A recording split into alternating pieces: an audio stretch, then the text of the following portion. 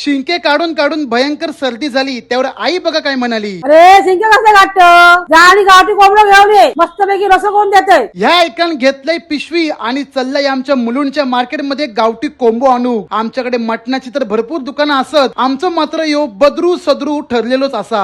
1 किलोची कोंबडी घेऊन 700 ग्रॅम मटण पडला. घराकडे आणून चांगला त्याला सुटी करून दिलंय. मग या औषध चांगला धुवून मीठ मसाला लावून 1 तास ठेवून दिले. म्हणलं आता वेळ असा तोपर्यंत तिरुमलला पटपटीत जाऊन पैसे भरून येऊया. घराकडे इल्यावर रसो बनवून सुरुवात झाली होती. टोपात तेल ओतून बारीक चिरलेलो कांदो, कढीपत्तो आणि तेजपत्ते नित्य नियमाप्रमाणे लँड झाले. मंडळी मालवणी पद्धतीने गावठी कोंब्याचं रसो बनवायचं असा तर पुढे पुढे बघत चला. कांदो बऱ्यापैकी लाल झालो की 1 चमचा धना पावडर आणि गरजेनुसार घरगुती मसाला मिक्स केलं. वाईच पाणी टाकून मॅरिनेट केलेलं चिकन टोपात मिक्स करून झाकणावर पाणी ठेवलं. मग 10 मिनिटांत तास पाणी ओतून गरम केलेलं पाणी मिक्स केलं. मग कांद्या खोबऱ्याचा वाटा बास. मग मीठ टाकून उकळी येऊन चांगला शिजाक द्यायचा आणि आपलं गावठी कोंबड्याचं रसो तयार. परंपरेनुसार वाटीत रसो घेऊन भाकरी बांगडा खाऊक बरा वाटता. फोडी मिळो की न मिळो पण रसो तर यो होयो.